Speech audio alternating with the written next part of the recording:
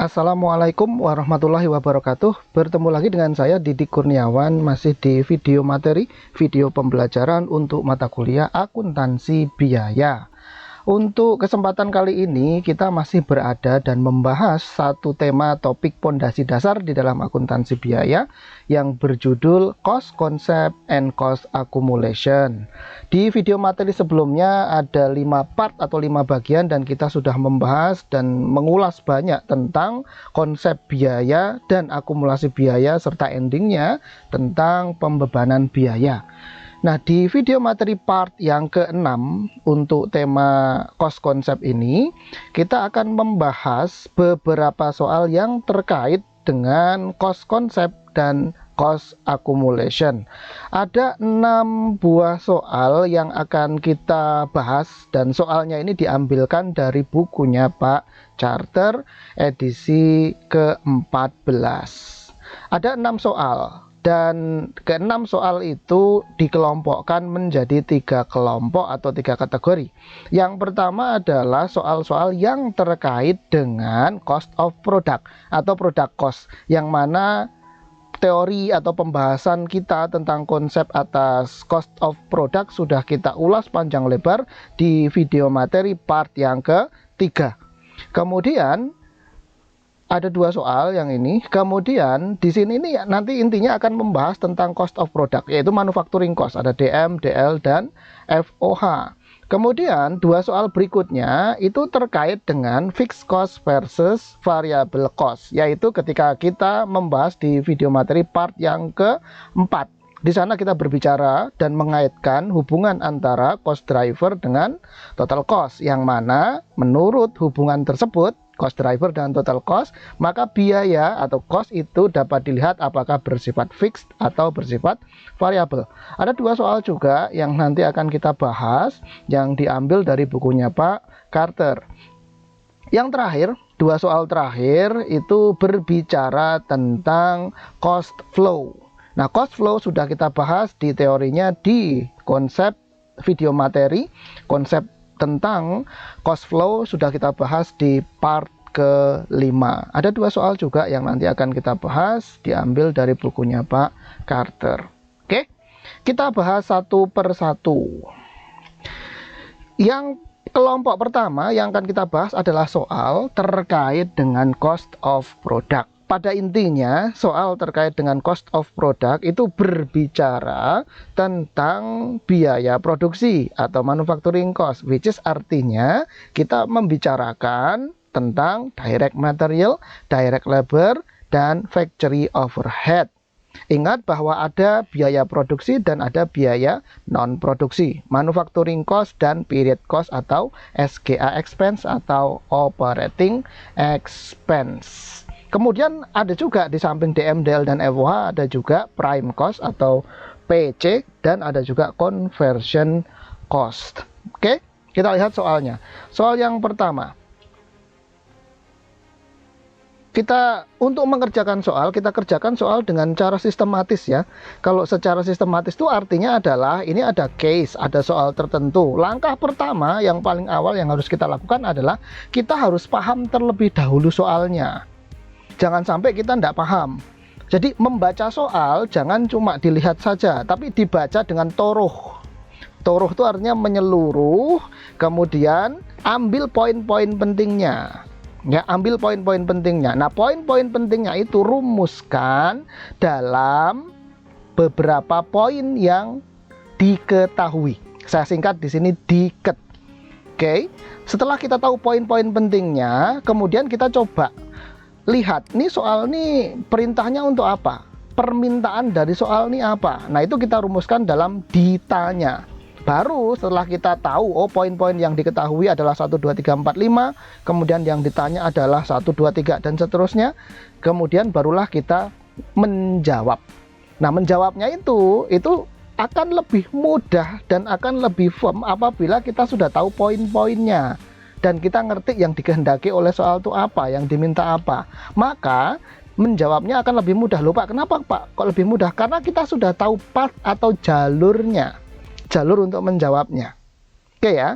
Beda kalau kita cuma baca-baca saja kemudian langsung tidak kita rumuskan poin-poin penting yang diketahui, informasi dan datanya tidak kita rumuskan, kemudian yang ditanya apa juga nggak ngerti, langsung aja tulis jawab. Nomor 1 yang ditanya misalkan, oh conversion cost, langsung conversion cost. Nah itu mikir 2 kali nanti. Kenapa? Karena baca langsung ngejawab soal. Mestinya adalah membaca soal terlebih dahulu, kemudian dirumuskan, ditanya apa yang ditanya, baru kemudian dijawab based on data dan informasi yang diketahui. Nah itu jauh lebih efektif ketimbang kita cuma baca langsung jawab. Takutnya nanti di tengah-tengah jalan blank, nggak ngerti. Wah ini gimana ya caranya ya? Itu akan jadi masalah nanti. Oke ya, jadi kita kerjakan soal itu dengan sistematis. Oke, kita baca terlebih dahulu yang pertama. Chianti Company manufactures air brake systems for long haul trucks. Ini ceritanya intinya ada perusahaan namanya Chianti Company. Dia itu membuat sistem pengereman lah, katakanlah demikian.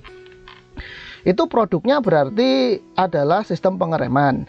Kemudian terus berarti perusahaan ini adalah perusahaan manufaktur dong Pak. Yes, ini perusahaan manufaktur. Loh kenapa Pak kok perusahaan manufaktur? Ini ada kata-kata diwakili oleh kata-kata manufacturers. Berarti jelas ini manufacturing company si Chianti Company ini. Paham ya?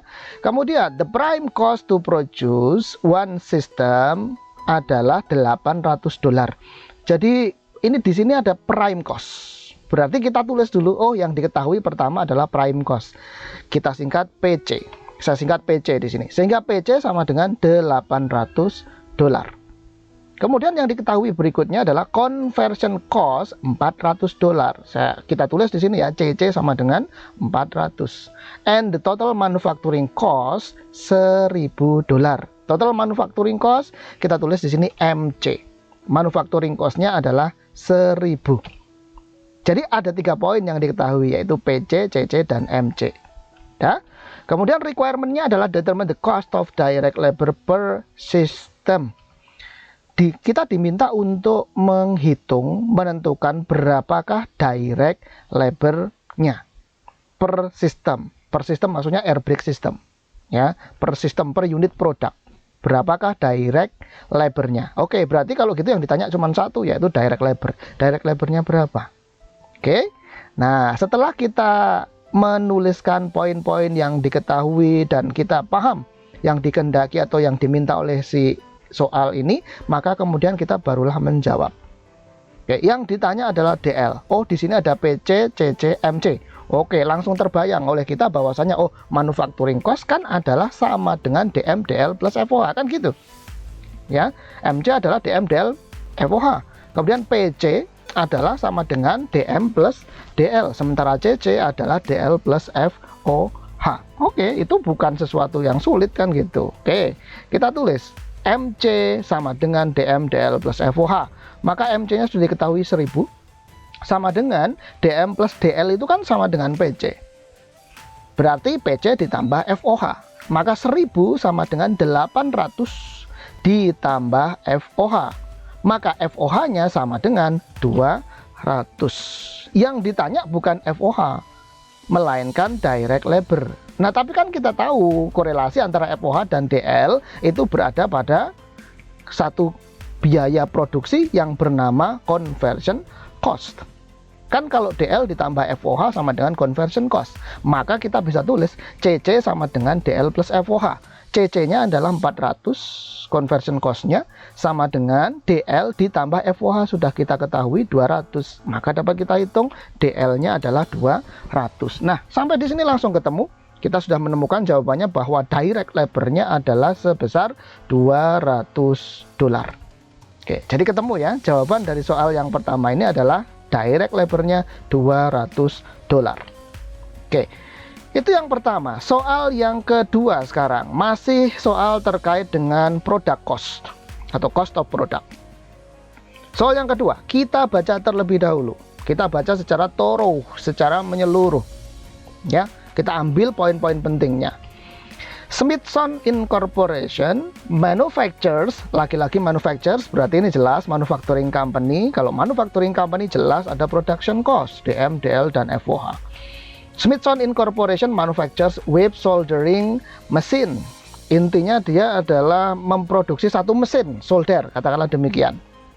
Terus the total manufacturing cost of one machine is $3,000. Untuk menghasilkan satu unit mesin ini, maka total biaya produksinya adalah $3.000. Total biaya produksi. Oh, kalau begitu di poin diketahui, kita tulis yang pertama MC, manufacturing cost-nya adalah sama dengan 3.000. Oke ya. Kemudian of which $2.000 is the conversion cost. Oh, ternyata dari total yang $3.000 ini, $2.000-nya merupakan conversion cost. Loh Pak, kok begitu Pak? Lah iya, conversion cost itu adalah bagian dari total manufacturing cost, kan gitu. Nah, total manufacturing cost-nya 3.000. Nah, dari yang 3.000 ini, 2.000-nya itu merupakan conversion cost. Oke lah, kalau gitu kita tulis informasi ini, maka kita tulis CC sama dengan 2.000. Oke. Berikutnya, the direct labor cost of a machine is half as large as the direct material cost. Nah, ini nggak ada angkanya, tapi ini informasi yang penting, yang berharga. Kita tulis. Maka dari kalimat ini diketahui bahwasanya DL atau direct labor-nya itu ternyata half, setengah dari direct materialnya. Sehingga kita tulis di sini DL sama dengan setengah DM. Oke, udah habis poin-poin yang diketahui kan? Oke. Berikutnya requirement-nya adalah determine the amount of factory overhead cost per machine. Oh, yang ditanya berarti adalah factory overhead. Oke, jadi kita sudah merumuskan poin-poin yang diketahui dan kita juga sudah tahu yang dikehendaki yang ditanya oleh si soal, yaitu tentang factory overhead. Oke, lagi-lagi kalau begitu ketika kita sudah tahu oh ada MC, CC, kemudian proporsi perbandingan antara DL dan DM, soal ini bisa dikerjakan. Oh, ujung-ujungnya ini nanti pasti rumus dasarnya adalah tentang biaya produksi, yaitu manufacturing cost sama dengan DM DL plus DM plus DM plus DL plus FOH. Oke, kita jawab. Maka MC sama dengan, ini pokoknya rumus dasar lah. Ya, sebenarnya nggak usah dihafalkan. Jelas kalau yang namanya manufacturing cost pasti DM, DL, dan FOH. Oke, MC sama dengan DM, DL, FOH. MC-nya 3.000, kita tulis 3.000 sama dengan, nah ini yang diketahui di sini kan CC. CC-nya 2.000. Oh, kalau begitu kita tahu DL plus FOH adalah CC. Maka kita tulis 3.000 sama dengan DM plus 2.000, sehingga DM-nya adalah 1.000.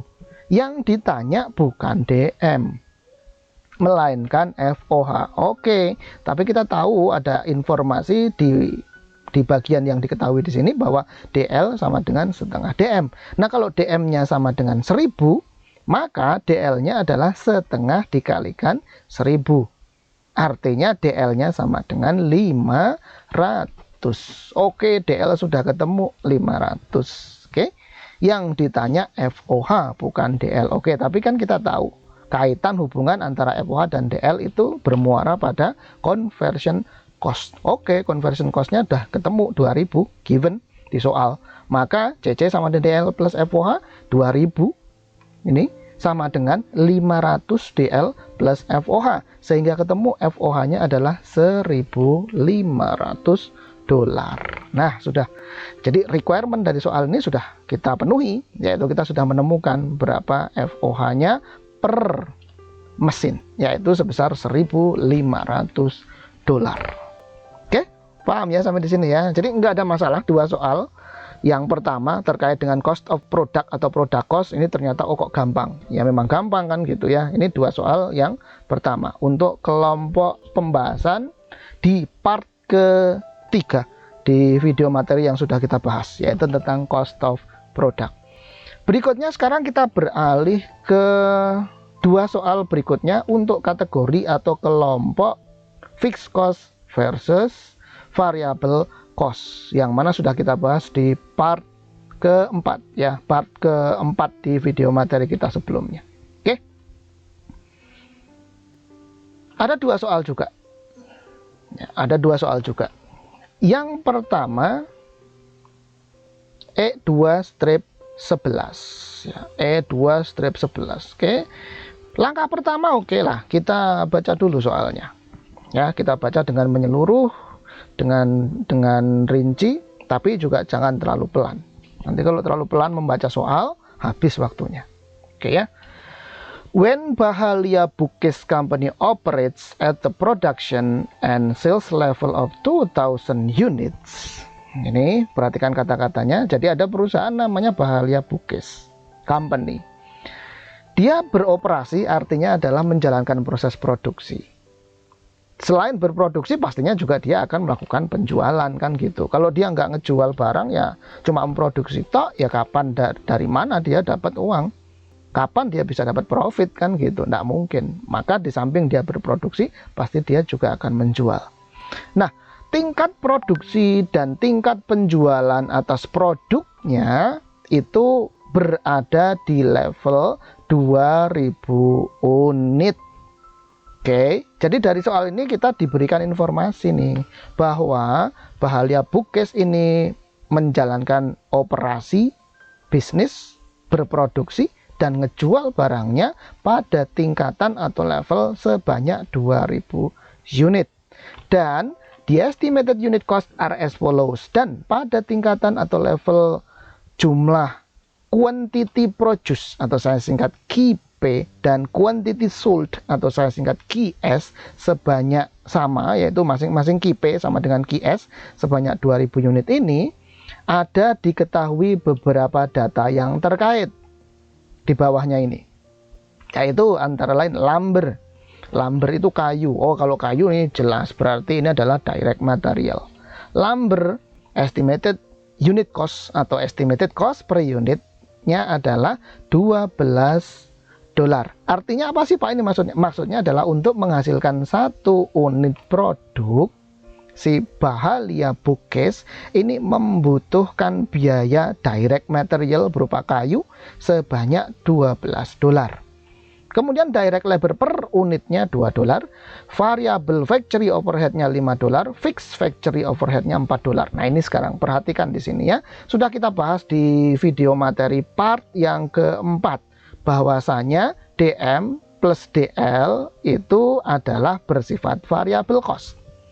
Kalau begitu, loh Pak, kok ini kan ada FOH disebutkan ada variabel dan ada fix, kok DL dan DM ini nggak ada fixnya, yang mana fixnya, yang mana variabelnya? Ya jelas lah, tanpa harus disebutkan kita sudah paham dong bahwa yang namanya DM dan DL itu pasti bersifat variabel, kan gitu ya. Oke, cek lagi video materinya kalau masih lupa di part yang keempat.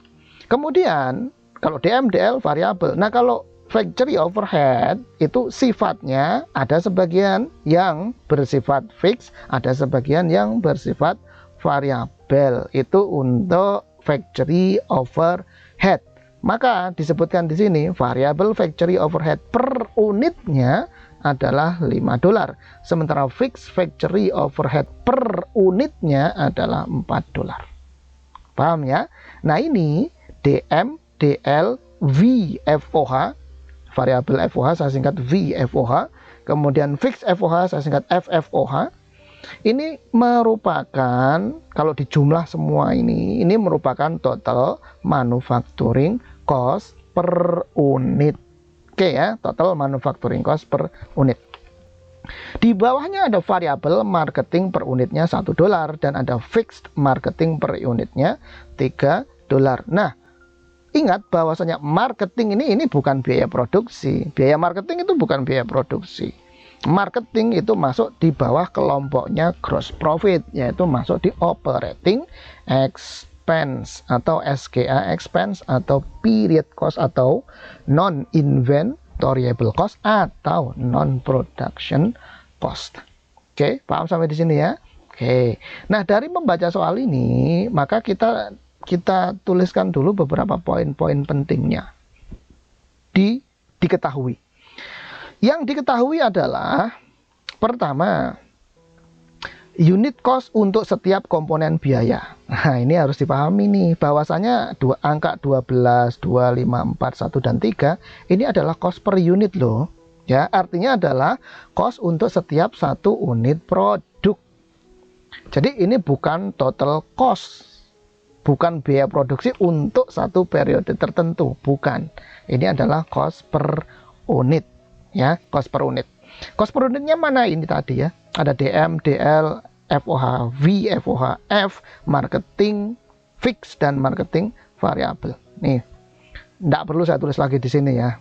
Kemudian, nah, satu istilah yang penting ya, satu istilah yang penting adalah kalau kita berbicara tentang fixed cost versus variable cost, itu adalah cost driver. Ya, cost driver. Cost drivernya apa Pak kalau di soal yang di sini ini? Cost drivernya ini adalah ada dua nih. Kan ada aktivitas produksi dan ada aktivitas penjualan. Ngukurnya itu ketika level produksi dan level penjualannya 2000 unit. Ini pengukurannya. Ya, pengukurannya. Tapi cost drivernya adalah jumlah unit yang diproduksi dan jumlah unit yang dijual. Oke. Nah, berarti Pak kalau aktivitas produksi cost drivernya berarti jumlah produksi dong Pak, jumlah unit yang diproduksi. Yes. Kalau aktivitasnya nanti tentang penjualan, berarti kalau berbicara tentang penjualan berarti cost drivernya adalah tentang jumlah unit barang yang dijual dong Pak. Yes, exactly. Dan kita tahu tadi dari sini, nih ya, ini kan periode pengukuran, bukan periode, jumlah unit cost driver yang diukur itu adalah pada level 2000 unit. Ingat bahwasanya untuk variable cost, DM, DL, V, FOH, V marketing, itu yang konstan adalah cost per unitnya. Oke, kalau begitu ini konstan ini. 12, 2, 5, dan 1 ini akan konstan. Jadi berapapun cost drivernya, cost per unitnya akan tetap konstan ini. 12, 2, 5, dan 1. Nah terus kita juga sudah bahas di video materi part yang keempat yang sebelumnya bahwa kalau yang tidak konstan cost per unitnya itu adalah yang fixed cost. Kan gitu. Loh Pak, kalau begitu bagaimana Pak? Kalau di sini Pak, ini kan ada cost per unitnya kan di sini fix FOH-nya 4, kemudian fix marketingnya ini cost per unitnya adalah 3. Terus bagaimana Pak? Itu konstan atau tidak? Tidak, itu tidak konstan. Jadi yang 4 dan 3 ini tidak konstan. Tidak konstan. Terus yang konstan apa Pak? Yang konstan kalau fix cost adalah total cost-nya. Oke. Total cost-nya berapa Pak? Total cost-nya adalah untuk fix FOH adalah 4 dikalikan 2000 sama dengan 8000. Total fix marketingnya adalah 3 dikalikan 2000 sama dengan 6000. Maksudnya gimana Pak? Saya belum paham. Maksudnya adalah gini. Fix FOH ini sampai dengan 2000 unit yang diproduksi, maka total fix FOH-nya akan sama, yaitu sebesar 4 kali 2000 alias 8000. Oke, paham ya? Saya ulang. Untuk level produksi 1 sampai dengan 2000 unit, maka biaya total fix FOH-nya akan konstan, yaitu sebesar 4 kali 2000 sama dengan 8000 dolar. Paham ya? Loh Pak, berarti kalau dia memproduksi sebanyak 1000 unit, fix FOH-nya berapa Pak? Ya sama, 8000 dolar. Kalau dia memproduksi 1900 unit, berapakah total fix FOH-nya Pak? Ya sama, 4 kali 2000, 8000 dolar. Gitu. Oke? Nah, ini nanti berbicara tentang relevant range dong Pak. Yes, exactly. Nah, ini berbicara tentang relevant range. Ya, relevant range. Bagaimana dengan fixed marketingnya Pak? Sama fixed marketingnya. Cuman bedanya adalah kalau marketing ini cost drivernya adalah aktivitas penjualan. Berarti Pak, kalau yang dijual itu cuma 500 unit Pak, katakanlah demikian, 500 unit, maka total fix marketingnya adalah tetap 6000 dong Pak, yaitu 3 kali 2000. Jawabannya yes, exactly. Betul. Ya, betul. Kalau 2000 unit Pak penjualannya, berapakah total fix marketingnya? Ya sama, tetap masih 6000. Baru kalau kemudian Pak laku dijual Pak sebanyak 2500, nah itu sudah out of range, artinya sudah di luar batas relevant range. Kalau begitu bagaimana? Kalau di luar batas relevant range atau out of range, atau jumlah unit yang diproduksi itu lebih besar dan jumlah unit yang dijual itu lebih gede dari 2000 unit, maka data ini menjadi tidak berlaku alias coret, ya, nggak akan berlaku. Itu loh maksud dari relevant range dan penerapan fixed cost dan variable cost dalam soal. Konteksnya seperti itu. Dapat dipahami ya? Jadi ini harus nanti yang diproduksi dan dijual itu less than 2000 unit atau maksimal sama dengan 2000 unit. Ngerti ya? Oke. Jadi dapat kita lihat bahwa angka 0 sampai 2000 unit ini baik KP maupun QS ini disebut sebagai relevant range. Saya singkat ya, RR. Ini adalah merupakan relevant range, yaitu 0 sampai dengan 2000 unit. Ini merupakan relevant range. Kita harus pahami ini. Berarti nanti kalau ada pertanyaan Pak, berarti nanti jumlah quantity produced dan quantity sold-nya pasti maksimal 2000 dong Pak, cuman Pak. Nggak boleh dong Pak angkanya nanti lebih dari 2000 unit. Jawabannya yes. Kalau sampai soal ini ada mempertanyakan berapakah total biaya produksi kalau misalkan Bahalia Bookcase itu memproduksi 2200 unit. Nah, itu nggak bisa dikerjakan soalnya. Ngerti ya? Oke. Nah, ini beberapa item yang diketahui. Sudah kita tuliskan semua item yang diketahui. Kemudian yang ditanya. Yang ditanya adalah yang pertama, calculate the estimated conversion cost per unit. Oke, CC. Kemudian yang kedua, calculate estimated prime cost per unit. Oh, berarti PC. Ini karena per unit, kemudian saya singkat menjadi yang pertanyaan pertama CCU, conversion cost per unit. Kemudian yang kedua PCU, prime cost per unit. Yang ketiga calculate the estimated variable manufacturing cost per unit. Oh, berarti manufacturing cost per unit dan bersifat variabel. Saya singkat MCUV. Kemudian yang keempat calculate the estimated total variable cost per unit. Oh, ini total variable cost per unit. Saya singkat TVCU.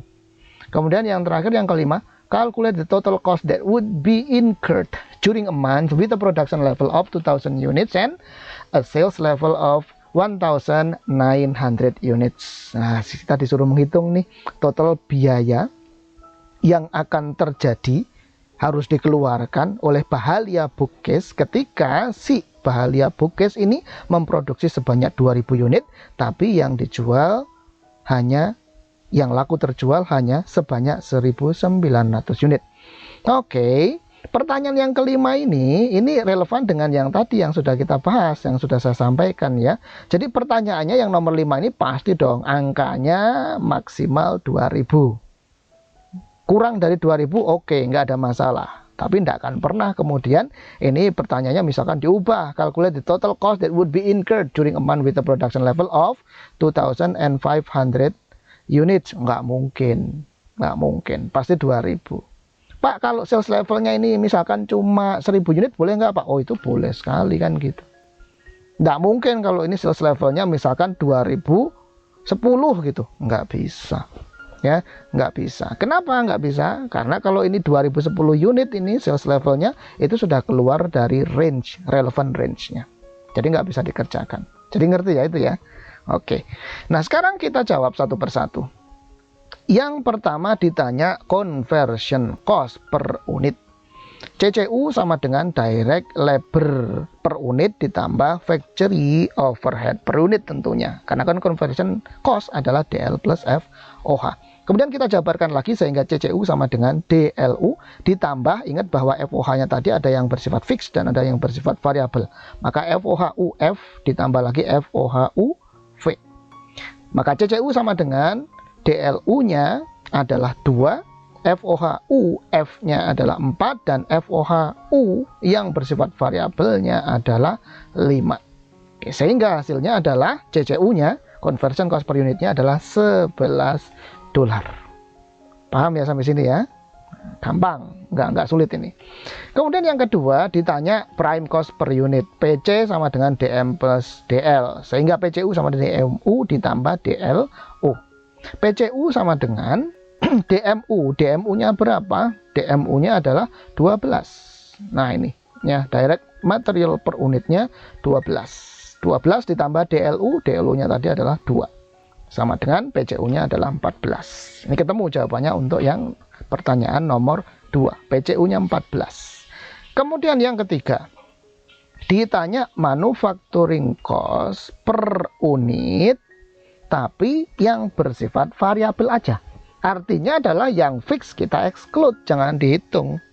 Ya, ini adalah manufacturing cost per unit yang bersifat variabel. Artinya yang fix harus di-exclude, jangan dimasukkan dalam perhitungan. Sehingga MCUV adalah sama dengan direct material per unit. Nah, direct material kan variabel.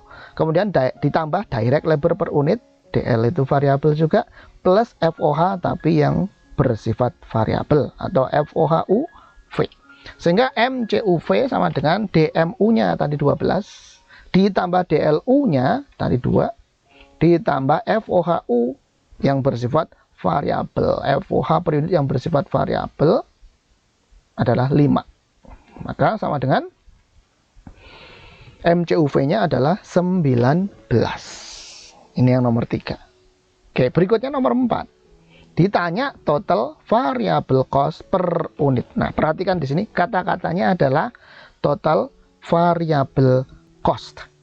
Oke, berarti ini kita akan menginklusi semua biaya yang bersifat variabel tanpa harus diperdulikan apakah biaya tersebut bersifat fix. Apakah biaya tersebut bersifat ada kaitannya dengan proses produksi atau tidak.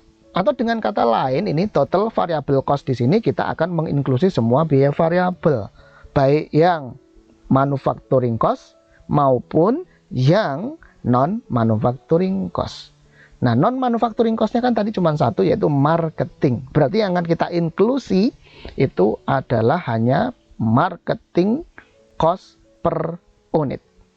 Oke, berarti total variable cost per unit adalah sama dengan DMU variabel, DLU variabel juga, FOHU V variabel ditambah marketing yang bersifat variabel.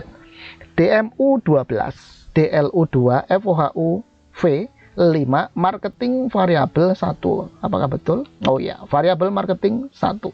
Oke. Sehingga kita jumlahkan semua ketemu total variable cost per unitnya adalah $20. Paham ya sampai di sini ya? Oke. Pertanyaan yang terakhir.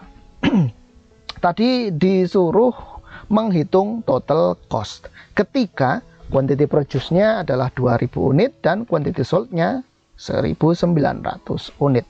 Oke, dan kita tadi sudah kita tuliskan bahwa cost driver untuk produksi adalah jumlah unit yang diproduksi atau KIP. Cost driver untuk aktivitas penjualan adalah jumlah unit yang terjual atau QS. Oke. TC, total cost, itu tentunya adalah semua biaya total tanpa memandang apakah dia bersifat biaya produksi maupun biaya non produksi, tanpa memandang pula apakah dia bersifat fixed atau bersifat variabel. Kalau begitu, yang dimaksud dengan total cost adalah biaya produksi ditambah dengan biaya non-produksi. Biaya produksi yang mana, Pak? Biaya produksi yang semuanya, baik yang bersifat variabel maupun yang bersifat fix. Yang biaya non-produksi yang mana, Pak? Semuanya, baik yang bersifat fix maupun yang bersifat variabel. Atau dengan kata lain, kalau begitu dapat kita tuliskan, maka total cost ini adalah sama dengan TVC, yaitu total variable cost ditambah TFC, total fixed cost. Atau kalau mau ditulis lagi bisa juga begini, TC sama dengan total manufacturing cost atau TMC ditambah total marketing expense. Kan tadi cuma satu kan, OPEX atau operating expense-nya cuma satu, yaitu marketing expense. Tanpa ini mempedulikan yang fix dan variabel. Artinya kalau tidak dipedulikan apakah dia fix atau variabel, ya semuanya ikut masuk dijadikan bahan untuk perhitungan. Oke, sehingga kita jabarkan, maka TC sama dengan ini total cost ya, ini total cost. Datanya, perhatikan tadi, ingat bahwa datanya yang di sini ini adalah cost per unit atau unit cost. Sementara yang ditanya adalah total cost ya. Yang ditanya sekali lagi total cost. Maka kita harus cari total DM berapa, total DL berapa, total FOH berapa, dan total marketing expense-nya berapa. Kalau begitu TC sama dengan, kita tulis TDM, T ini total cost sama dengan total DM ditambah total DL ditambah total FOH V ditambah total FOH F ditambah total marketing variable ditambah total marketing fixed. Maka ingat bahwasanya cost drivernya adalah untuk proses produksi quantity produce atau jumlah yang diproduksi, yaitu 2000 unit. Oke, berarti kalau memproduksi 2000 unit, maka total direct materialnya adalah ya 12 DMU dikalikan 2000. Total direct labornya berapa? Ya 2000 unit dikalikan DLU 2. Kemudian total FOH yang variabel berapa? Ya 2000 dikalikan FOH U V, yaitu 5 kali 2000. Kemudian total FOH F nya berapa? FOH fix nya ya 2000 dikalikan fix FOH per unitnya tadi adalah 4. Oke. Kemudian total marketing yang variabel ya, total marketing yang variabel berapa? Ingat, sekarang ini marketing itu cost drivernya adalah aktivitas penjualan, yaitu quantity sold. Quantity sold-nya diketahui yang diminta di soal ini adalah 1900. Berarti 1900 dikalikan marketing variabel per unit. Ya, biaya marketing per unit tapi yang bersifat variabel, yaitu 1. Sehingga total biaya marketing yang bersifat variabel adalah 1 dikalikan 1900 yang ini ya, dikalikan 1900. Kemudian yang terakhir total marketing yang biaya marketing yang bersifat fixed. Nah, ini hati-hati, kalau memang betul bahwasanya marketing itu cost drivernya adalah quantity sold. Dan quantity sold-nya 1900. Namun ingat, ini biayanya bersifat fixed. Kalau dia bersifat fix, maka ini nanti di sini jangan dikalikan 1900 untuk yang marketingnya. Beda dengan yang tadi yang variabel. Ini fix, dikalikannya bukan dengan 1900, melainkan dikalikannya dengan 2000. Sehingga total marketing biaya marketing yang bersifat fix adalah 3 kali 2000 alias 6000. Lupa, kenapa kok ini tidak dikalikan 1900? Ingat tadi, ini bersifat fixed cost ya. Kalau dia bersifat fix, maka kemudian total cost-nya konstan sampai dengan relevant range, sampai dengan cost driver yaitu quantity sold-nya sampai dengan 2000 unit, tetap aja dia total fix marketingnya adalah 6000, yaitu 3 kali 2000. Loh Pak, ya ini kok variabelnya kok 1900 loh. Kalau biaya variabel itu total cost-nya kan tidak konstan. Yang konstan adalah cost per unitnya. Nah, ini 1 ini konstan terus. Gitu ya, 1 ini konstan terus.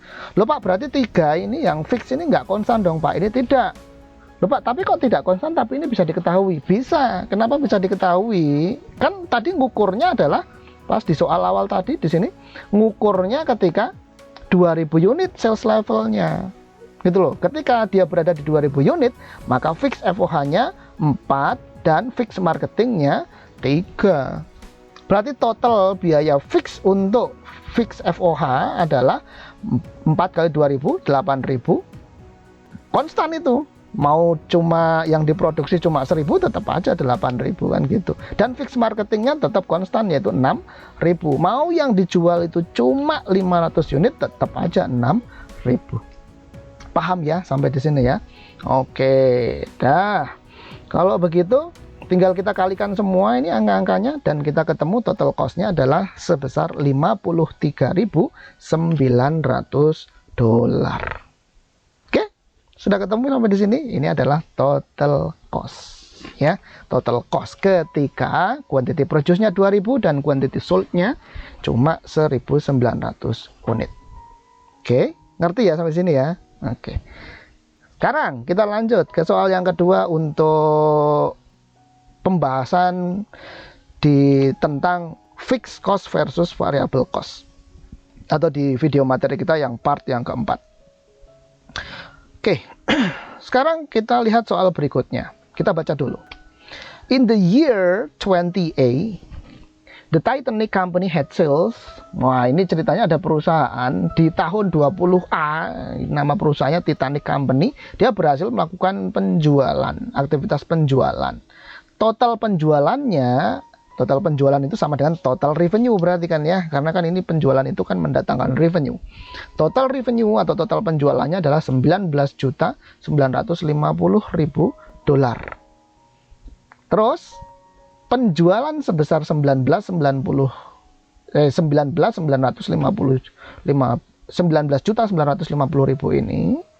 ini tentu saja kan kalau ada revenue pasti ada expense. Ingat konsep matching cost against revenue seperti yang sudah kita bahas di part 1 video materi kita terkait yang ini ya.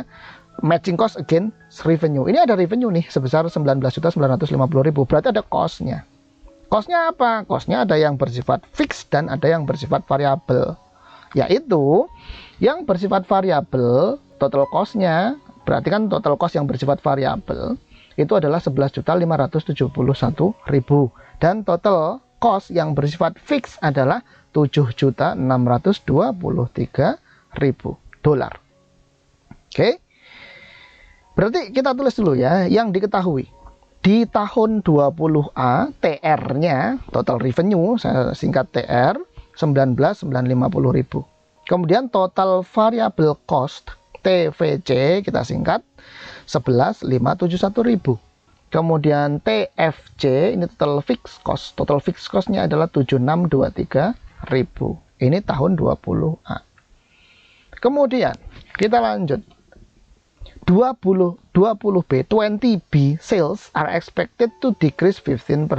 Jadi nanti di tahun 20B ceritanya ini si perusahaan ini, si Titanic ini akan mengalami penurunan sebesar 15% atas salesnya, atau dengan kata lain TR-nya, total revenue-nya akan menurun sebesar 15%. And the cost relationship is expected to remain constant. The fixed cost will not change. Nah, ada keterangan berikutnya. Biaya yang terkait itu tidak akan berubah. Biaya yang terkait yang tidak akan berubah itu yang mana, Pak? Ya jelas, tentu saja hanya yang fixed cost. Kalau variable cost berubah enggak, Pak? Ya jelas berubah dong. Masa cost drivernya berubah kemudian total cost-nya enggak berubah? Itu namanya bukan variable cost. Ngerti ya?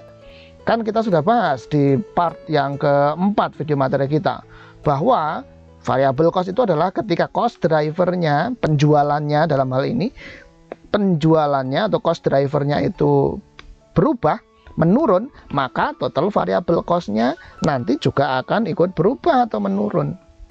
Ya? Oke, sebaliknya bagaimana dengan fixed cost? Kalau fixed cost ya total cost-nya akan konstan walaupun cost drivernya berubah-ubah, kan gitu teorinya ya.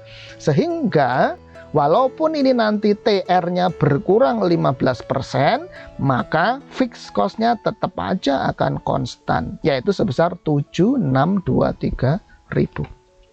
Paham ya sampai di sini? Nah, requirement-nya adalah determine Titanic Company's expected operating income or loss for the year 20B. Jadi kita disuruh menghitung berapakah profit or loss atas Titanic Company untuk tahun 20B. Profitnya saya singkat PR. Jadi kita disuruh menghitung PR untuk profit untuk tahun 20B. Oke lah, kita jawab. Oke ya, kita jawab. Nah, TR20B, total revenue di tahun 20B ini kan katanya kan akan decrease sebesar 15%. Sementara ini TR di 20A ini kan kita sudah tahu nih ada angkanya kan gitu. Atau dengan kata lain TR nanti di tahun 20B kita bisa hitung. Maka kita menghitung TR di tahun 20B sama dengan TR di tahun 20A yang ini dikurangi TR 20A yang ini dikalikan 15%. Kenapa Pak dikurangi? Karena menurun. Kan gitu. Sehingga singkat kata kita akan menemukan ini TR total revenue untuk tahun 20B adalah sebesar 16.957.500 dolar. Ini TR di tahun 20B. Ingat tadi bahwa kalau penjualannya itu menurun, maka total variable cost-nya juga akan menurun. Menurunnya berapa Pak? Nggak usah dikasih tahu, kita ngerti bahwasanya hubungan antara cost driver dengan total cost-nya untuk yang variable cost itu harus secara proporsional. Artinya apa sih Pak? Artinya adalah ketika total revenue-nya ini decrease, menurun 15%, maka total variable cost-nya juga pasti akan berkurang atau menurun sebesar 15% juga. Nggak boleh beda. Kalau beda itu namanya tidak proporsional dan itu keluar dari definisi konsep variable cost. Karena apa? Karena hubungan antara cost driver dengan total cost-nya, perubahannya itu, naik turunnya itu harus proporsional. Oke, sehingga total variable cost di tahun 20B kita bisa hitung. Kenapa kita bisa hitung Pak? Lah ini kan kita angkanya sudah tahu nih, di tahun 20A TVC-nya adalah sebesar 11.571.000. Maka TVC nanti di tahun 20B berapa? Ya berarti TVC di tahun 20A dikurangi 15% kali TVC di tahun 20A. Itu ketemu TVC 20B. Maka kita dapat menghitung dan kita sudah hitung ketemunya TVC di tahun 20B adalah 9.835.350 dolar. Ini TVC tahun 20B. Paham ya sampai di sini ya? Oke. Nah, yang ditanya bukan TR 20B dan bukan TVC 20B, melainkan profit di tahun 20B kan gitu. Loh Pak, terus gimana dong hitungnya? Oke, nggak ada masalah. Bahwa kalau kita ini jangan sekali-kali dihafal ya, konsep ini jangan sekali-kali dihafal. Cara nggak ngehafalnya gimana Pak? Gampang, lihatlah income statement. Ingat ya, income statement dari atas itu adalah sales itu adalah tadi sudah kita bahas total revenue. Kemudian di bawahnya ada COGS, kemudian di bawahnya lagi ada operating expense. COGS dan operating expense itu adalah cost yang sudah expired kan gitu. Pembahasan kita di part pertama ya, video materi part yang pertama itu adalah expense. Nah, berarti expense itu kan cost yang sudah expired ya, cost yang sudah expired. Artinya di total expense itu, total cost yang sudah expired itu ada dong yang bersifat fixed dan sebagian ada yang bersifat variabel. Nah, kalau begitu kan revenue dikurangi expense hasilnya apa? Profit ya, profit. Revenue dikurangi expense hasilnya adalah profit. Jadi matching cost against revenue itu akan menghasilkan laba atau profit. Maka dapat kita tulis dong kalau begitu bahwa TR, income statement yang paling atas, dikurangi dengan total expense sama dengan profit. Atau dengan kata lain TR sama dengan total cost yang sudah expired. Total cost yang sudah expired ditambah dengan profit. Nah, total cost yang sudah expired itu sebagian bersifat variabel, sebagian bersifat fix. Maka lengkapnya bisa kita tulis bahwasanya TR itu sama dengan TVC ditambah TFC, yang mana ini adalah expense, cost yang sudah expired, ditambah dengan profit PR. Ngerti ya? Oke, nah TR 20B sudah kita hitung 16.957.500. TVC tahun 20B juga kita sudah hitung 9.835.350. Nah TFC tahun 20B ingat konstan, namanya juga total fixed cost. Namanya fixed cost berarti konstan, yaitu in total konstan sebesar 7.623.000. Oke, ditambah dengan profit tahun 20B. Sehingga kita bisa ketemukan, bisa kita hitung profit tahun 20B adalah ternyata minus 508,50. Artinya kalau minus tuh ya berarti loss, bukan profit. Rugi dia ya, rugi. Dia tidak mengalami keuntungan, tetapi dia menderita kerugian. Ruginya adalah 508,50 dolar. Oke, paham ya sampai di sini ya? Oke, ini adalah soal yang terkait dengan part 4, yaitu fixed cost versus variable cost, atau ketika kita berbicara tentang kaitan hubungan antara cost driver dengan total cost. Paham ya sampai di sini ya? Oke, itu dua soal yang terkait dengan fixed versus variable. Nah, berikutnya kelompok yang terakhir. Kelompok ketiga kita akan bahas soal yang terkait dengan cost flow atau aliran biaya, yang teorinya, konsepnya sudah kita bahas panjang lebar dan kita ulas di video materi part yang ke-5, part sebelum ini. Oke, ada dua soal. Kita lihat soal yang pertama, diambil dari buku Pak Charter untuk E4-3. Kita baca dulu soalnya. Valleydale Company incurred the following costs during the month. Jadi ada perusahaan namanya Valleydale, kemudian dia itu mengeluarkan biaya. Ada biaya-biaya yang terjadi di sepanjang bulan. Bulan kapan Pak? Oh, nggak ngerti. Pokoknya bulan periode inilah gitu ya, bulan periode ini. Nah, biaya-biaya yang sudah dikeluarkan atau incurred terjadi itu terdiri dari direct labor-nya 120.000 dolar, kemudian factory overhead-nya 108.000 dolar, dan direct material purchase-nya 160.000 dolar. Berarti ada DL, FOH, dan direct material purchase. Ingat, ini angka 160.000 ini adalah direct material yang dibeli ya, bukan yang dipakai. Loh Pak, emang beda Pak dibeli dengan dipakai? Lain. Kalau direct material itu baru sebatas dibeli, artinya ingat pembahasan kita di part 5 video materi, itu artinya yang kemudian disimpan di raw material warehouse atau direct material warehouse. Apakah kemudian terus langsung dipakai? Oh tidak, kan sudah kita bahas, tidak langsung dipakai. Sehingga yang dibeli, raw material atau material yang dibeli, tidak kemudian sama dengan material yang dipakai. Nah, ini yang dibelinya 160.000. Kemudian inventories were costed as follows. Oh, inventory. Ingat bahwasanya perusahaannya ini adalah perusahaan manufaktur pasti kan. Kalau perusahaan manufaktur maka inventornya pasti ada 3, yaitu material atau raw material. Nah, kalau dalam konteks ini dia langsung ke direct material. Yang kedua adalah work in process, dan yang ketiga finished goods. Kemudian ada saldo awal, beginning, ini angka-angkanya, dan ada saldo akhir, ini angka-angkanya. Oke, maka kita rumuskan dulu, poin-poin yang sudah kita ketahui kita rumuskan di kelompok diketahui, saya singkat diket, yang diketahui. Nah, kalau kita mengerjakan soal terkait dengan cost flow, maka biasakan untuk kita langsung aja pakai COGS statement. Ya, COGS statement, dan COGS statementnya itu yang simple aja lah, yang bentuk landscape.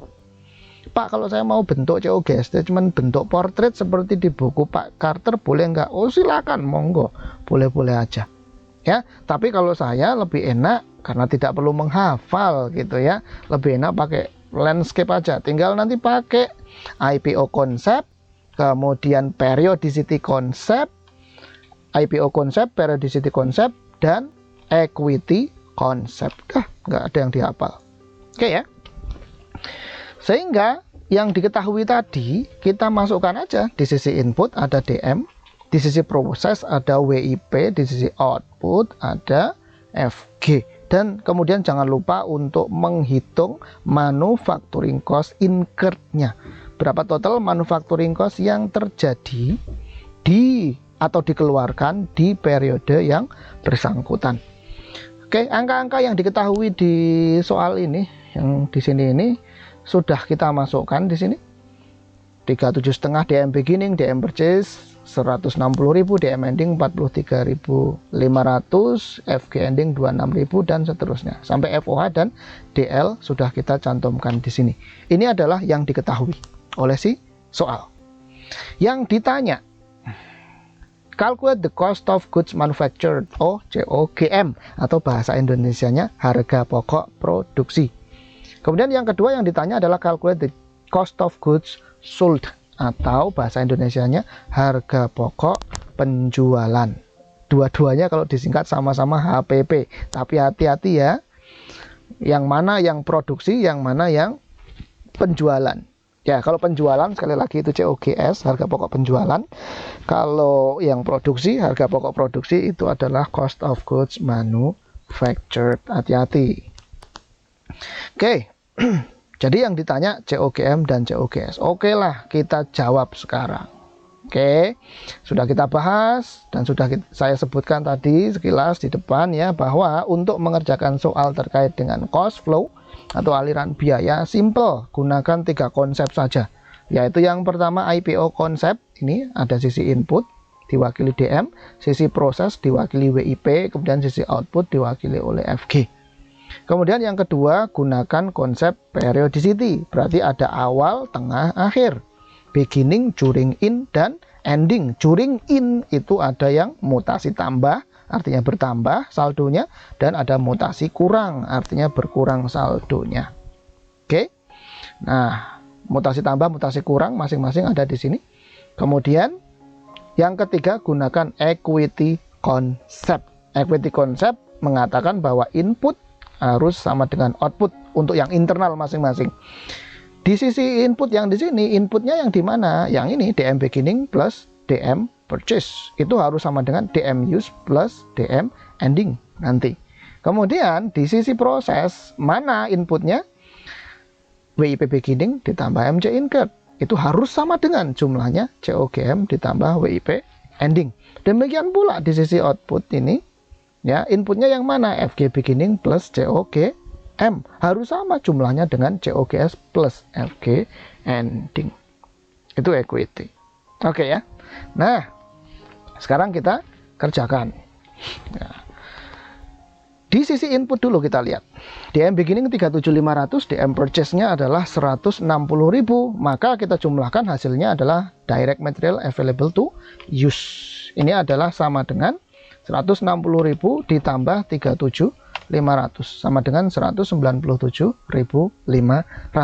Ingat bahwasanya dengan menggunakan equity concept, maka 37.500 ditambah 160.000 ini alias 197.500 harus sama dengan DM ending ditambah DM use. DM endingnya 43.500, berarti DM use-nya adalah sama dengan 197.500, yang ini dikurangi dengan 43.500 sama dengan 154.000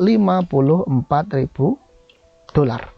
Nah, DM use-nya ini nanti akan bergabung dengan DL atau direct labor yang dibayar dan factory overhead yang dibebankan. Maka akan membentuk manufacturing cost incurred. Sehingga DM use-nya adalah di sini sama dengan 154.000. Manufacturing cost incurred-nya adalah sama dengan sum total dari DM ditambah DL ditambah FOH sama dengan 382.000. Oke, di sisi input sudah ada angkanya semua ya, nggak ada masalah. Kemudian kita beralih ke sisi proses. Oke, WIP beginningnya diketahui 61.500, MC incurred-nya, manufacturing cost incurred-nya udah diketahui ini di sini 382.000, maka sama dengan ini. Oke. Sisi input untuk bagian proses atau proses side-nya 61.500 ditambah 382.000 tentunya kan gitu. Nah, ditambahkan hasilnya akan menjadi manufacturing cost placed in. Oke. 382 ditambah 61.500 sama dengan 443.500 dolar. Nah, ini adalah sisi input. Sisi inputnya totalnya adalah 443.500. Oke, sisi outputnya yang mana? Sisi outputnya adalah COGM plus WIP ending. WIP endingnya sudah diketahui 57.500. Berarti COGM-nya dapat kita hitung. COGM-nya sama dengan 443.500 dikurangi dengan 57.500 sama dengan 386.000. Paham ya sampai di sini ya? Berarti kita tahu nih. Jadi sepanjang periode ini jumlah total biaya produksi yang dikeluarkan incurred hanya untuk periode ini saja ya, yaitu sebesar 382.000. Dan total biaya produksi atau manufacturing cost yang tercatat dan ditempatkan di sepanjang periode ini adalah 443.500. Ingat MC placed in dengan MC incurred lain. Kalau MC incurred itu artinya yang dia hanya terjadi, dikeluarkan atau dibebankan di bulan ini saja. Tapi kalau MC placed in itu artinya yang dicatat di bulan ini. Ya yang dicatat di bulan ini yang mana? Ya ditambah dengan saldo awal kan gitu. Nah, COGM 386.000 ini merupakan total nilai produk yang diselesaikan untuk hanya di periode ini, yaitu 386.000. Jadi semua barang, unit barang atau produk yang diselesaikan di periode ini kalau di total biaya produksinya adalah sebesar 386.000. Paham ya sampai sini ya? Oke, jadi udah ketemu nih COGM-nya adalah 386.000 dolar. Jawaban soal untuk yang pertama, COGM-nya 386.000. Kemudian sekarang kita beralih ke sisi output. Ya, kita beralih ke sisi output. FG beginning sudah diketahui 27.000, COGM-nya sudah kita hitung barusan 386.000. COGAF, cost of goods available for sale, yang produk yang tersedia untuk dijual di sepanjang periode ini adalah tentunya sama dengan 386 ditambah 27 sama dengan 413.000. Paham ya sampai sini? COGAF-nya udah ketemu 413.000. Lah kok saldo akhir FG-nya adalah 26.000. Logiknya berarti ada some portion of finished goods that has been sold, yang sudah terjual. Berapa yang sudah terjual? Sama dengan 413 dikurangi 26 sama dengan 387.000. Oke, ini adalah nilai barang yang terjual untuk periode ini 387.000. Oke, dengan demikian sudah ketemu jawabannya. Nomor 1 COGM yang ditanya ketemunya 386.000. Pertanyaan nomor 2 COGS ketemunya 387.000. Paham ya sampai di sini ya? Nggak ada masalah ya? Gampang ternyata ya? Oh, sangat gampang sekali.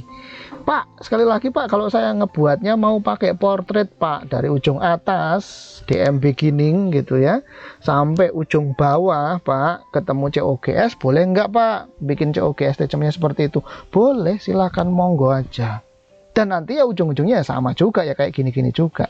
Hanya saja kalau saya lebih prefer untuk bentuknya itu landscape ketimbang portrait, karena nggak usah menghafal. Ya, nggak usah menghafal. Kasihan otak kita kalau kebanyakan menghafal. Oke ya. Oke dah, sekarang kita lanjut ke soal yang terakhir. Masih tentang cost flow. Kita lihat, diambil dari buku Pak Carter untuk exercise 4 step 4. Kita baca soalnya, kita pahami. Karena ini banyak gitu ya datanya. Ya ini yang diketahuinya nggak perlu ditulis semuanya gitu loh. Paling nggak yang poin-poin penting aja yang kita tulis. Cost data on the activities of Columbia Manufacturing for May are as follows. Jadi ada perusahaan namanya adalah Columbia Manufacturing. Kemudian ini data-data di bawah ini adalah untuk periode bulan Mei. Sehingga ini ada biaya macam-macam nih. Ya, termasuk juga ada inventory. Ya, oke. Yang perlu kita lihat di sini adalah ini, perhatikan di sini.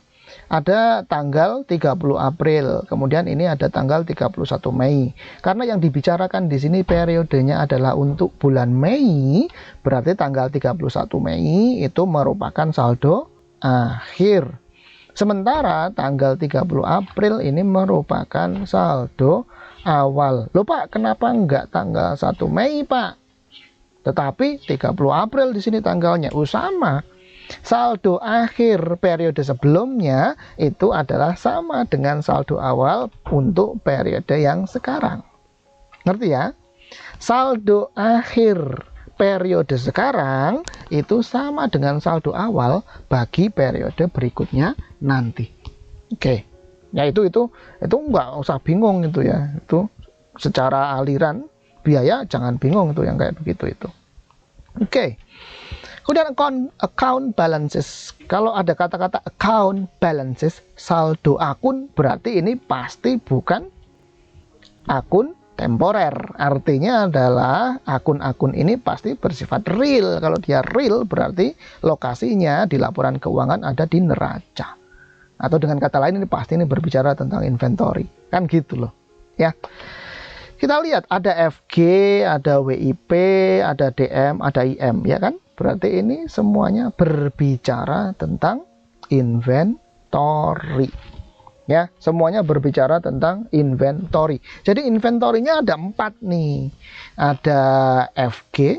Kalau FG kan berarti kan 100% sudah selesai barangnya, proses produksinya sudah selesai. Sudah paripurna.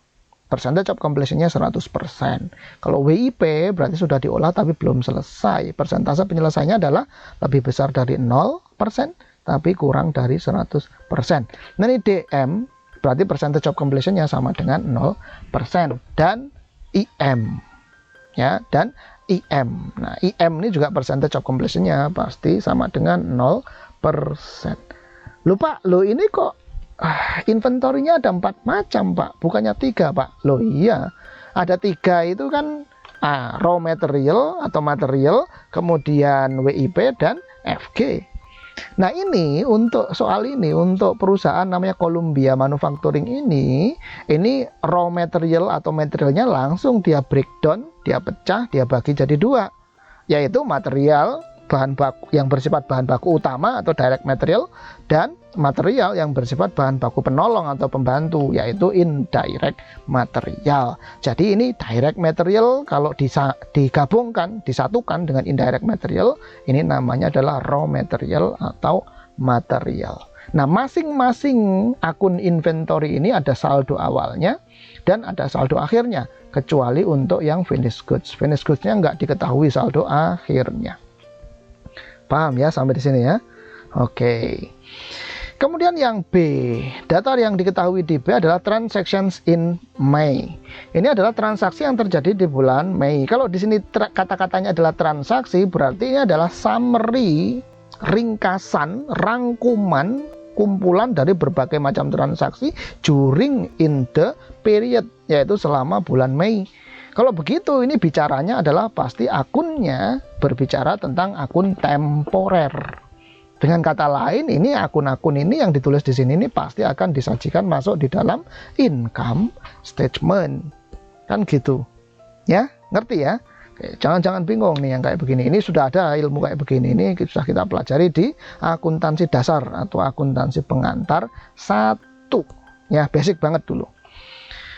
Oke.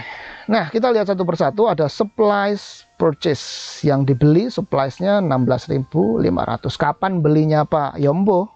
Jadi pokoknya antara tanggal 1 Mei sampai dengan tanggal 31 Mei itu beli supplies dan total pembeliannya adalah 16.500. COGS, barang yang dijual di sepanjang bulan Mei itu cost-nya adalah sebesar 280.000. Raw material purchase. Nah, raw material purchase-nya 105.000. Loh Pak, ini kok di sini ada raw material Pak? Padahal di sini nggak ada raw material ini di inventory-nya, adanya DM dan IM. Terus bagaimana Pak? Nanti kita lihat ceritanya. Ya, kita baca dulu semuanya. Jadi raw material yang dibeli 105.000. Indirect labor yang dibayar 22.000. Factory head, light and power adalah 11.220. Ini tentu saja factory, ada kata-kata factory ya. Kalau ada kata-kata factory, kemudian plant atau pabrik gitu ya, mesin, itu pasti terkait dengan aktivitas produksi. Atau dengan kata lain pasti itu akan include masuk ke dalam manufacturing cost, menjadi bagian dari production cost. Ini ada kata-kata factory, pabrik atau plant sama aja ya. Factory head, light and power-nya adalah 11.220. Kemudian factory rent-nya 18.500. Factory insurance 2.000. Sales commission. Nah, kalau sales commission ini jelas ini Ini tidak ada kaitannya dengan proses produksi. Atau dengan kata lain, ini sales commissions ini masuk ke dalam non-production cost. Sales commission berarti kan produknya udah jadi dulu, baru kemudian di sales kan gitu, dijual. Berarti ini bukan atau tidak ada kaitannya dengan proses untuk menghasilkan produk atau membuat produk. Atau dengan kata lain, ini bukan biaya produksi karena tidak terkait dengan proses produksi. Kemudian administrative expenses. Nah, 25.000. Nah, administrative expenses ini pasti ini juga bukan bagian dari manufacturing cost. Ini pasti SGA expense. Jadi sales commission dan administrative expense ini adalah bagian dari selling general and administrative expense. Yang terakhir, production supervisors salary. Oh, ini ada kata-kata production, oh, jelas. Ini berarti ini masuk ke biaya produksi atau manufacturing cost sebesar 5.000. Itu yang B. Kemudian yang C. Kita baca yang C. 4.250 direct labor hours. Ini jam tenaga kerja langsung. Artinya tuh para karyawannya yang bekerja itu kan dikasih time, dikasih jam. Nah, dia dibayarnya itu based on jam kerja, lamanya dia bekerja. Nah, kalau begitu direct labor hours ini adalah lamanya para tenaga kerja langsung itu bekerja, yaitu selama 4.250 jam di bulan Mei, di sepanjang bulan Mei. Laborers work a 40-hour week. Jadi para pekerja itu bekerja selama 40 jam seminggu. And are paid dan dibayar $22 per jam for the regular shift, untuk shift yang reguler. Pak, kok ada shift reguler? Berarti ada shift non reguler. Iya, ada lembur ya. Ini regular shift, lawannya adalah lembur. Lembur bahasa Inggrisnya adalah overtime. And time and a half for each hour of overtime. Kalau yang regular shift itu $22 per jam. Nah, kalau yang overtime atau yang lemburannya adalah ini tarifnya time and a half for each hour, 1,5 kali untuk setiap jam. 1,5 kali apa? 1,5 kalinya tarif normal regular shift, itu tarif untuk overtime atau lembur. Dari total jam tenaga kerja langsung atau DLH atau direct labor hours ini, ternyata 250 jamnya ya, 250 jamnya ini merupakan jam lemburan untuk periode bulan Mei. Jadi kan total bekerjanya itu sepanjang bulan Mei 4.250 jam. Nah, yang 250 jamnya itu ternyata jam lembur. Nah, yang 4.000-nya itu adalah jam yang tidak lembur gitu loh maksudnya ya. Maksudnya seperti itu. The company treats the overtime premium as a part of overhead. Oh, ada infonya nih di sini nih, bahwa perusahaan ini si Columbia ya namanya ya. Oh iya, Columbia ini dia itu memperlakukan biaya untuk lembur atau overtime itu sebagai bagian dari overhead atau bagian dari factory overhead. Itu informasi dari soal ini, A, B, dan C. Kemudian requirement-nya adalah calculate the factory overhead incurred in May. Oh, yang pertama kita disuruh untuk menghitung FOH, incurred, total biaya FOH lah intinya di bulan Mei. Yang kedua, determine the cost of goods manufactured in May. Oh, COGM di bulan Mei.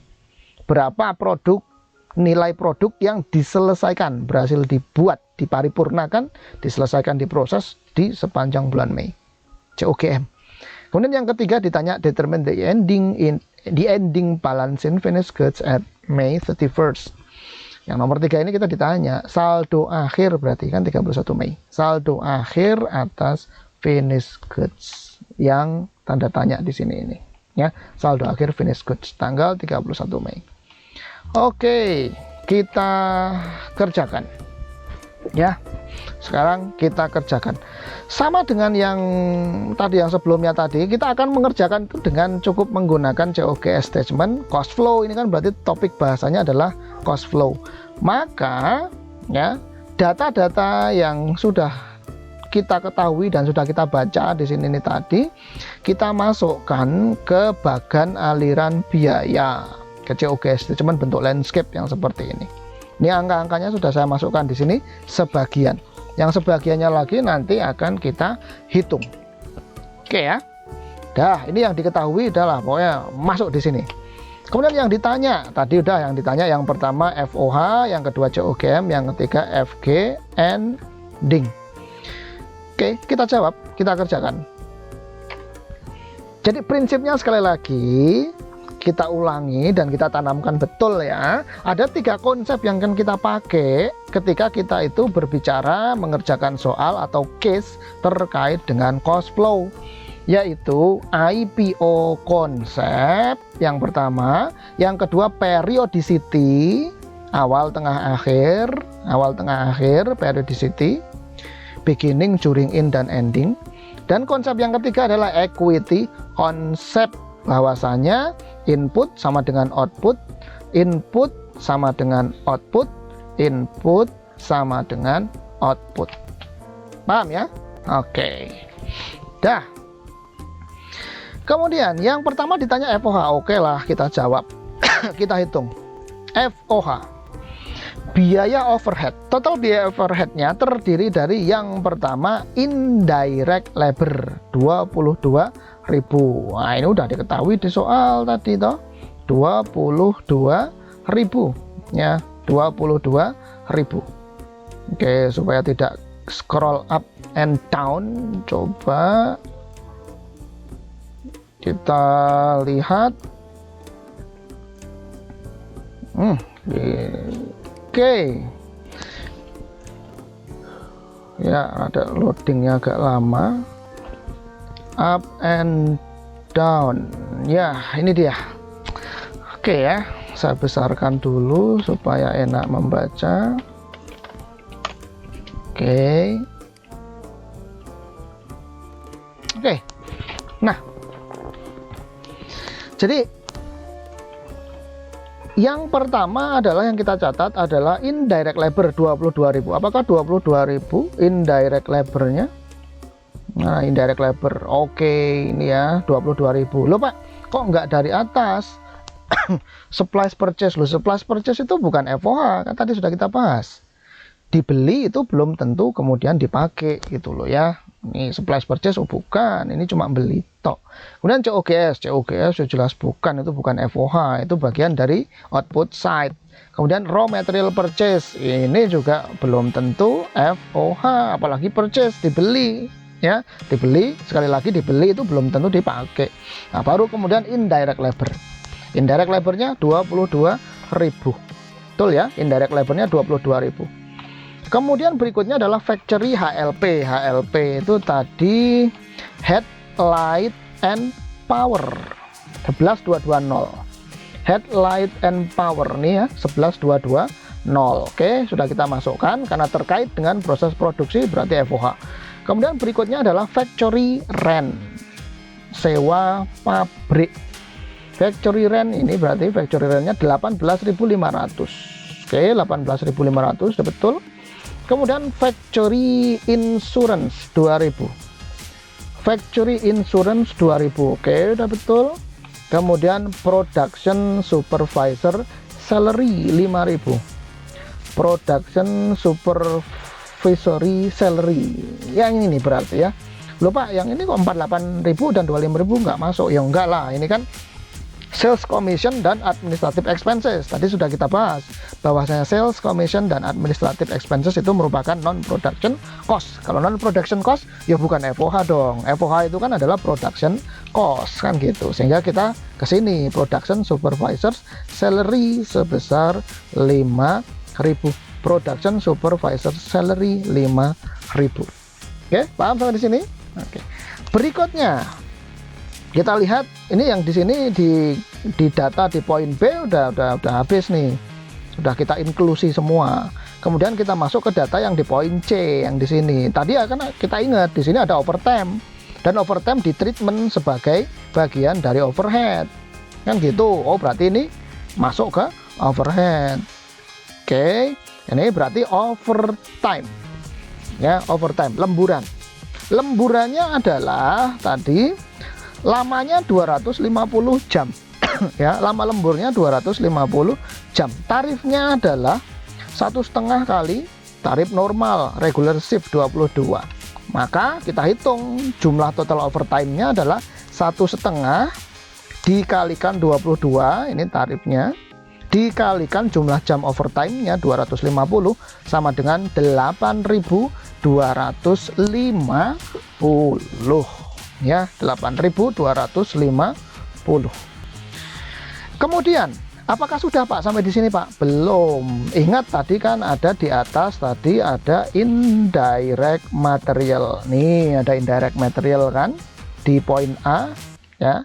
Informasi di kelompok A ini ada indirect material. Berarti pasti ada indirect material yang dipakai. Ya, pasti ada indirect material yang dipakai. Loh Pak, taunya dari mana Pak? Kok ada indirect material yang dipakai? Pasti ada yang dipakai. Loh dari sini. Berarti kan di sini at least kita tahu saldo awal dan saldo akhirnya lain. Berarti pasti dapat disimpulkan 100% akurat pasti ada yang dipakai itu indirect materialnya. Indirect material itu bagian dari biaya produksi, masuk ke kelompok factory overhead. Oke, kalau begitu indirect material use-nya harus kita masukkan di sini dan kita hitung. Ya, harus kita masukkan di sini dan kita hitung. Loh, ngitungnya dari mana Pak? Ini kan tadi di sini cuma ada keterangan indirect material saldo awal dan saldo akhir Pak, kan gitu. Nggak ada lagi itu Pak di sini di poin B, nggak ada lagi keterangan mengenai indirect material. Di poin C apalagi di sini tidak membahas tentang indirect material. Di sini membahas jam tenaga kerja langsung atau DLH, tarif normal dan lembur, kan gitu. Berarti gimana dong Pak? Pasti ada di sini dong. Ya, tinggal pilihannya ada di sini pasti. Nah, yang di sini yang paling pas, yang paling cocok sebagai bagian dari indirect material yang mana? Ini kan tadi udah, ini production supervisor salary udah, sales commission and administrative enggak, ini SGA, factory insurance udah, rent udah, HLP sudah, IL sudah, raw material purchase bagaimana Pak? Kalau raw material purchase enggak, ini bukan ini. Raw material purchase itu gede ya, gede, signifikan banget total. Sementara kalau yang namanya indirect material itu kecil ya, indirect material itu kecil, porsinya kecil, kan sudah kita bahas pas kita membahas tentang cost traceability. Kemudian kita bahas juga tentang cost of product, bahwasanya FOH atau indirect material itu dibandingkan dengan raw material DM yang itu kan kecil banding gede, IM-nya yang kecil, DM-nya gede. Nah, ini raw material, perhatikan ini yang di purchase raw materialnya dibeli 105.000. Oke, ini gede. Nah, COGS bukan, bandingkan dengan supplies yang di purchase yang dibeli 16.500. Nah, 16.500 banding 105.000 jelas gedean 105.000. Yang ini lebih kecil. Oh, kalau begitu dapat kita simpulkan nih bahwa yang dimaksud dengan IM yang dibeli dan pergerakan indirect materialnya itu, yang dimaksud dengan IM adalah supplies. Jadi di sini supplies-nya ini merupakan IM, indirect material, dan raw material di sini ya, raw material di sini yang 105.000 ini mengacu kepada direct material. Oh, gitu. Berarti dapat kita simpulkan nih, si Columbia Manufacturing ini yang dimaksud dengan indirect material itu adalah supplies. Kemudian yang dimaksud dengan raw material purchase di sini ini adalah terkait dengan DM. Jadi DM-nya itu adalah raw material. Ya. Pas dia dibeli namanya akunnya raw material. Pas ketika kemudian dipakai, dia akan berganti terminologi menjadi direct material. Ingat, tidak ada akun namanya direct material. Loh Pak, kalau gitu direct material itu kan bukan akun. Kalau gitu apa Pak itu Pak? Direct material itu adalah terminologi atau istilah. Sama dengan DL, nggak ada akun terkait dengan DL. DL itu adalah, direct labor itu adalah istilah. Kalau direct material, nama akunnya adalah raw material atau material. Itu sama yang sudah kita bahas di biaya produk atau cost of product di materi part yang ketiga. ya. Jadi DM akunnya adalah raw material atau material. Nah, DL akunnya adalah salary expense dan salary payable, kan gitu ya. Itu sudah kita bahas. Jadi singkatnya di kolom biaya manufacturing ini, sekali lagi saya ulang, yang dimaksud dengan raw material ini adalah DM, dan yang dimaksud dengan indirect material di sini adalah supplies. Oke, kalau begitu sekarang kita bisa hitung.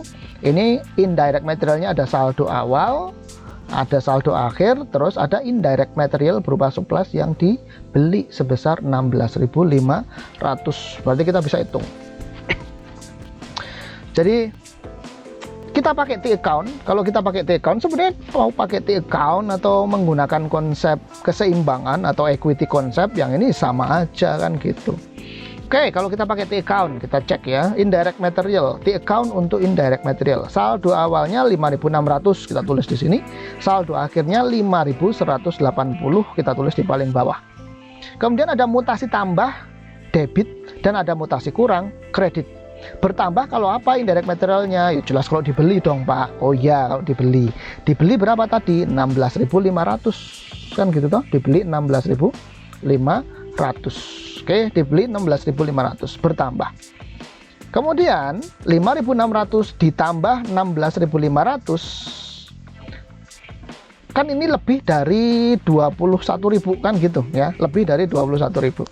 Nah, saldo akhirnya kok jadi cuma 5.180. Jadi logiknya ada mutasi kredit, alias ada yang dipakai atau di-used, digunakan. Dipakainya berapa?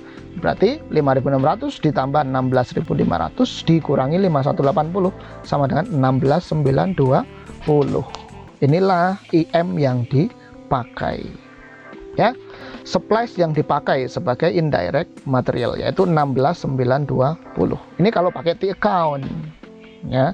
Bagaimana kalau pakai konsep keseimbangan atau equity konsep? Oke, sama aja. Indirect material beginning 5.600, indirect material purchase 16.500, totalnya 22.100 ya, 22.100. Nah, 22.100 ini nilai keseimbangannya. Inputnya yang ini, IM beginning dan IM purchase, ini inputnya. Outputnya yang mana? IM use dan IM ending. IM endingnya sudah diketahui 5180, ini endingnya. Berarti 5180 ditambah berapakah agar sama dengan 22.100, yaitu ditambah 16.920.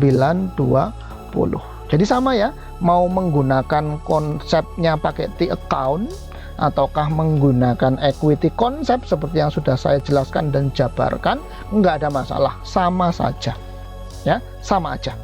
Intinya kita sudah menemukan bahwasanya indirect material yang dipakai adalah di sepanjang bulan Mei adalah sebesar 16.920.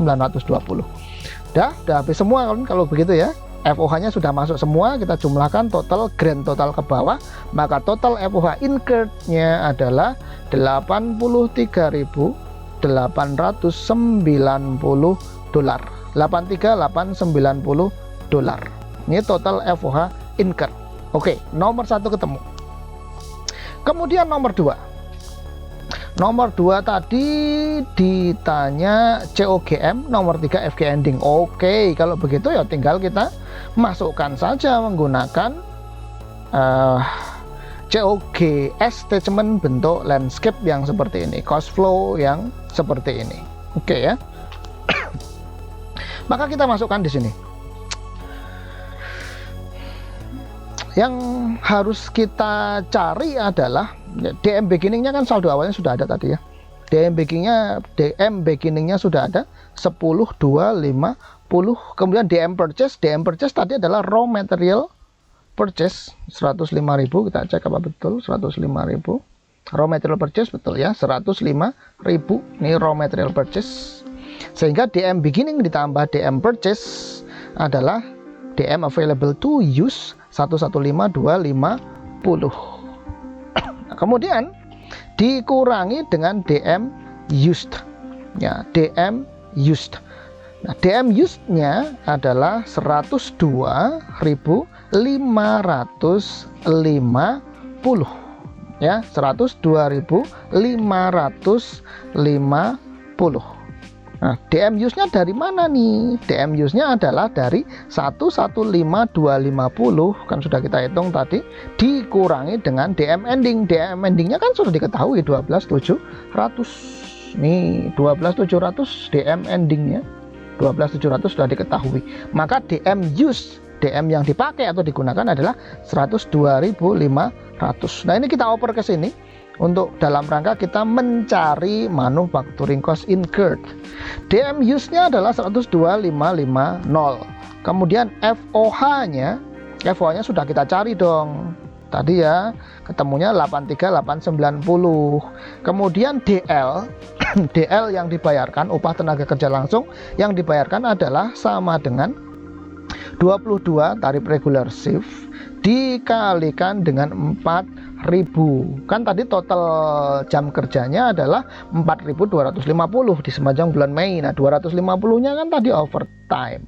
250-nya berarti yang non overtime atau regular shift adalah 4.000, sehingga DLP-nya adalah 22 kali 4.000 sama dengan 88.000. Kita jumlahkan ke bawah, maka ketemu manufacturing cost incurred-nya adalah 274.440. Oke. WIP beginning sudah diketahui 6420.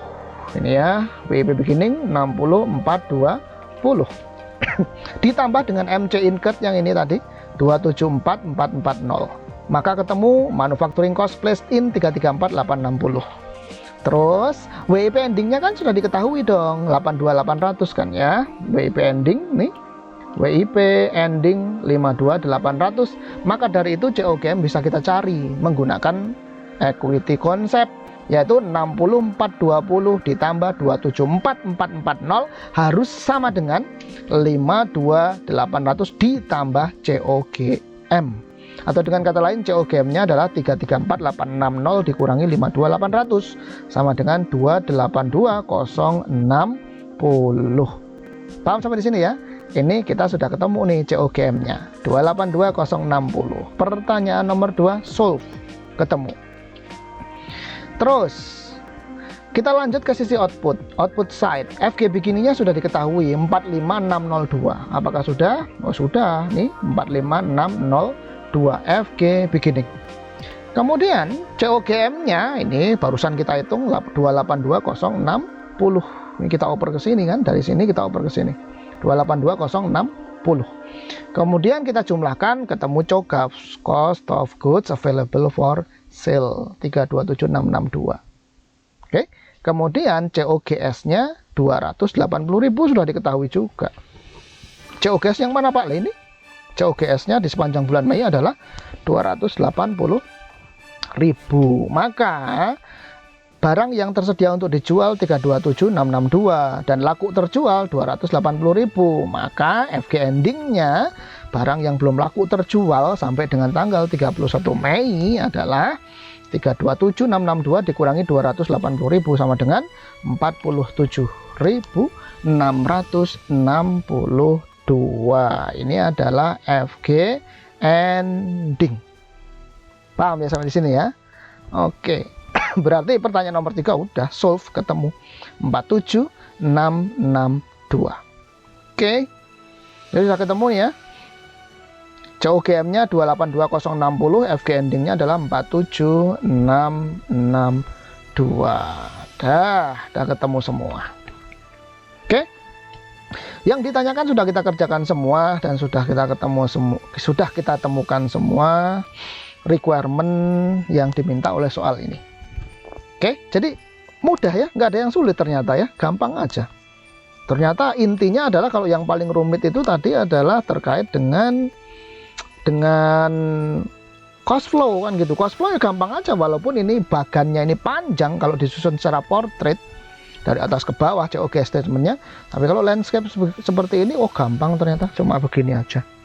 Gunakan sekali lagi IPO konsep, kemudian periodicity konsep, dan yang ketiga equity konsep. Input sama dengan output untuk di masing-masing input side, process side, dan output side.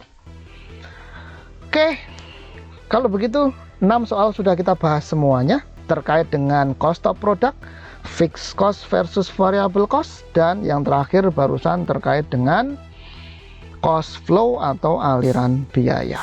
Oke, kita berharap kita semua dapat paham tanpa harus menghafal, mengerti tanpa harus kemudian mengingat-ingat. Ngerti ya? Terima kasih atas perhatian. Selamat sore. Assalamualaikum warahmatullahi wabarakatuh.